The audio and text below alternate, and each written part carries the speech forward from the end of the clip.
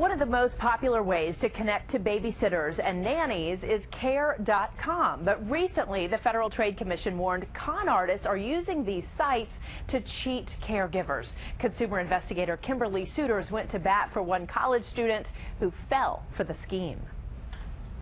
When 22-year-old Ashley Pawlowitz signed up on care.com, this offer seemed to come from a family in need. I got an email one day from a lady claiming to be named Lisa Rose, who said she was deaf, she was moving to the area, she had a 6-year-old son. Rose told her to deposit 2 checks, then wire money to help her mother. For the love of God, my mother is sick, please send this money. So of course, I feel awful. She pressured you. She pressured me, definitely. For a college junior with tuition debt, Pawlowitz never dreamed she'd suddenly hold 2 checks, each close to $3,000. Instead of me kind of thinking of it as she's out to get me, I'm like, she must really trust me, so I should trust her. Pawlowitz deposited the checks in her state employee's credit union account. She'd signed up for CQ services sophomore year, right on campus, and watched the $5,000+ move from total balance to available balance. She assumed the checks were good.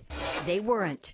Weeks later, I checked my account, it said negative $5,400 is when my heart dropped and I realized I put everything together. When she confronted Rose via text, Rose acted surprised and denied any harm. Care.com sent out a warning about babysitting scams, too late for Pawlowitz.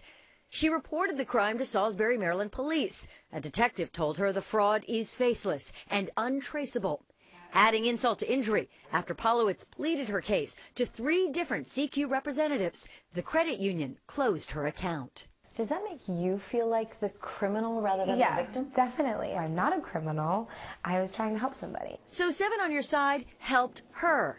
We reached out to CQ's headquarters in Linthicum, the largest credit union in Maryland. I sincerely apologize for that.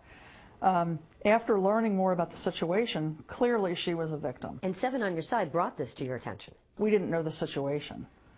So once we found out that situation, we didn't want to damage her credit. As a young person getting started, she was essentially duped by somebody who was looking to make a profit. Thanks to 7 on Your Side, CQ reduced Pawlowitz's debt, offered to reinstate her account, and most important, made sure there would be no dings on her credit.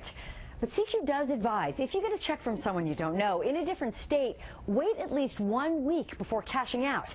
In other words, don't take the words funds available to the bank.